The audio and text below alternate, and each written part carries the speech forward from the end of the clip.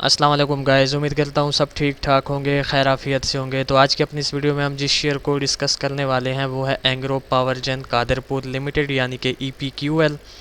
तो EPQL पर मैंने एक वीडियो मेरे ख्याल से 3 वीक्स पहले बनाई थी। तो ये वीडियो जो है उस वीडियो का एक फॉलोअप भी होने वाला है और उस वीडियो पर एक अपडेट भी होने वाली है। तो ये इस वक्त आप लोगों के सामने वीकली टाइम फ्रेम ओपन है EPQL का। सबसे पहले इसकी प्रीवियस हिस्ट्री का एक हल्का फुल्का सा ओवरव्यू कर लेते हैं, फिर उसके बाद इसकी करंट सिचुएशन को डिस्कस करते हुए जो भी हमारा इसमें से नियर फ्यूचर प्लान होगा वो आप लोगों के साथ शेयर करेंगे। तो अगर आप लोग इस पॉइंट को देखें तो ये 2014 11वें महीने में EPQL जो है वो ओपन हुआ 38.50 रुपीज़ के आसपास। हाई इसने लगाया 46.30 रुपीज़ का, मींस के जो इसका ऑल टाइम हाई है वो ये 46.30 रुपीज़ का है। उसके बाद इसने हमें एक लेग जो है वो काफ़ी स्ट्रांग सेल साइड की दिखाई, फिर इसने जो है थोड़ा सा स्टे किया इस एरिया पर और फिर उसके बाद इसने काफ़ी स्ट्रांग जो है अगेन एक सेल साइड का हमें प्रेशर दिखाया और ये लेग बनाई और फिर इस एरिया पर आकर ये जो है काफ़ी टाइम से ऑलमोस्ट 2019 8वें महीने से लेकर स्टिल अब तक करंट सिचुएशन तक जो है ये इसी रेंज को जो है वो फॉलो कर रहा है।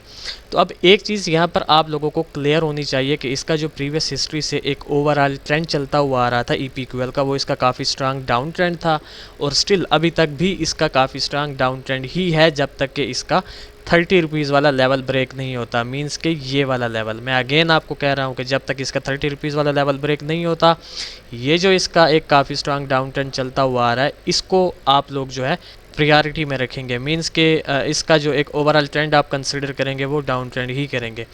बट इस एरिया पर आकर ये काफ़ी टाइम से इसने एक रेंज बनाई हुई है और ये जो इसका काफ़ी स्ट्रांग डाउन ट्रेंड चलता हुआ आ रहा था इसकी पॉलिसी को जो है यहाँ पर इसने वायलेट किया हुआ है और ख़ुद को एक मेजर रेंज में सस्टेन किया हुआ है।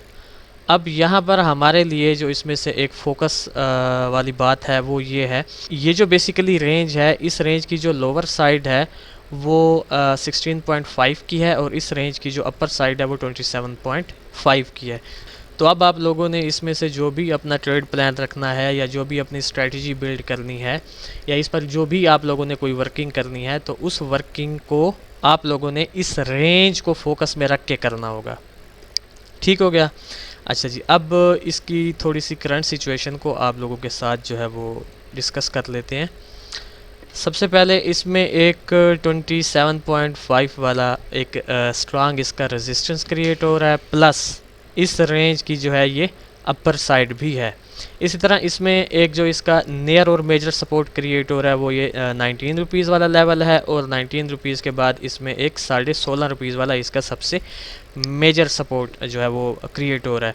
अच्छा, एक चीज़ आप लोगों को मैं यहाँ पर गाइड करता चलूँ कि मैंने आप लोगों को कहा था कि 46 रुपीज़ वाला इसका ऑल टाइम हाई है और इसी तरह जो इसका ऑल टाइम लो जो कि स्टिल अब तक वैलिड है और नहीं टूटा वो इसका 16 रुपीज़ वाला लेवल है। मींस के इसका 46 रुपीज़ वाला ऑल टाइम हाई भी अभी तक दोबारा ब्रेक नहीं हुआ और तकरीबन 2020 तीसरे महीने के बाद से लेकर अब तक इसमें जो इसका ऑल टाइम लो है 16 रुपीज़ वाला वो भी स्टिल अभी तक वैलिड है, वो भी दोबारा जो है EPQL ने ब्रेक नहीं किया।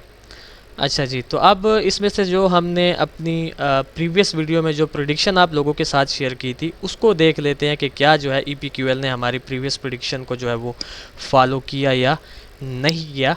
फिर इंशाल्लाह इसमें से जो भी हमारा नियर फ्यूचर प्लान होगा आप लोगों के साथ जो है वो शेयर करेंगे। तो जब मैं इस पर अपनी प्रीवियस वीडियो बना रहा था तब EPQL जो है वो ट्रेड हो रहा था इस एरिया के राउंड अबाउट। ठीक हो गया। तो मैंने यहाँ पर बेसिकली 2 ही सिनेरियोज़ आप लोगों के साथ डिस्कस किए थे। पहला सिनेरियो ये था कि मैंने कहा था कि अगर ये 27.50 वाला लेवल ब्रेक करता है तो इसमें जो एक सेकंड लेवल उस वक्त क्रिएट हो रहा था वो बेसिकली ये 30 रुपीज़ वाला लेवल था। तो मैंने कहा था कि 27.5 वाले लेवल को ब्रेक करने के बाद ये सीधा जो है वो 30 रुपीज़ वाले लेवल तक जाएगा। और जो इसमें से एक सेकंड सिनेरियो उस वक्त बन रहा था जो मैंने आप लोगों के साथ शेयर किया था वो ये था कि उस वक्त जो है ये एक ट्रेंड लाइन इसकी काफ़ी स्ट्रांगली जो है वो क्रिएट हो रही थी। तो सेकंड सिनेरियो में मैंने ये चीज़ डिस्कस की थी कि यहाँ से ये सीधा इस ट्रेंड लाइन तक आएगा और फिर इस ट्रेंड लाइन से अगेन जो है मैं इसको 27.5 वाले लेवल तक जाता एक्सपेक्ट करूँगा।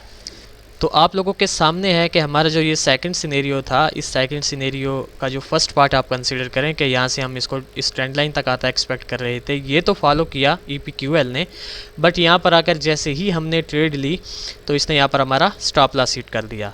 तो ठीक है, गुड हो गया, मार्केट है, कभी कभी आप लोगों को स्टॉप लॉसेस भी एक्सेप्ट करने चाहिए। तो यूँ समझें कि ये जो हमारा सिनेरियो था इसमें से EPQL में से ये यहाँ पर फेल हो गया।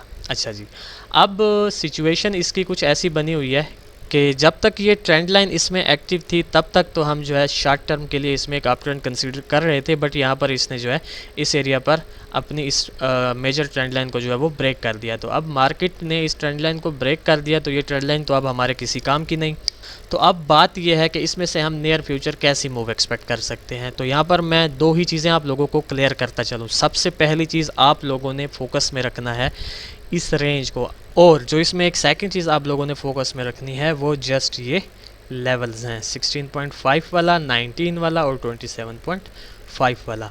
अच्छा, इन बिटवीन 19 और 27.5 के अंदर भी कुछ माइनर से लेवल जो है वो क्रिएट हो रहे हैं, बट मार्केट उन लेवल से बिलो है, तो दैट्स वाई मैंने वो ड्रा करना यहाँ पर ज़रूरी नहीं समझा। लेकिन एक चीज़ मैं यहाँ पर आप लोगों के लिए ड्रा कर देता हूँ क्योंकि वो जो है कंपलसरी है, वो ये है कि ये जो आपको एक लेवल यहाँ पर नज़र आ रहा है तकरीबन ये है 21 रुपीज़ वाला।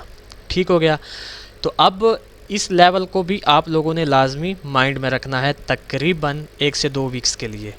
वो क्यों? वो इसलिए कि अब मैं यहाँ पर इसके जो है वो सिनेरियोज़ आप लोगों के साथ डिस्कस करने लगा हूँ कि इस वक्त 21.30 रुपीज़ के आसपास ये ट्रेड हो रहा है और ये इस वक्त एक सपोर्ट पे ठहरा हुआ है, ये जो आपको एक स्ट्रक्चर नज़र आ रहा है।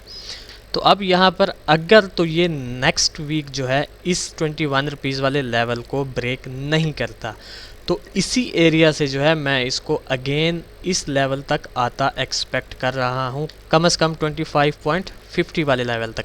तो यहाँ पर आप मुझसे एक सवाल कर सकते हैं कि दनियाल भाई आप 25.50 वाला लेवल जो है वो क्यों कंसिडर कर रहे हैं? वो इसलिए कंसिडर कर रहा हूँ कि बेसिकली यहाँ पर एक ट्रेंड लाइन जो है वो क्रिएट हो रही है जिसको ऑलमोस्ट 4 टाइम्स जो है EPQL ने यहाँ पर फॉलो किया है। तो दैट्स वाई मैंने ये 25.50 वाला लेवल कंसिडर किया कि हो सकता है कि जब ये अपसाइड की जानिब जाए तो हमें इस ट्रेंड लाइन से अगेन एक टाइप की रिजेक्शन देखने को मिले। तो ये बेसिकली इसमें से एक सिनेरियो बनने के चांसेस हैं।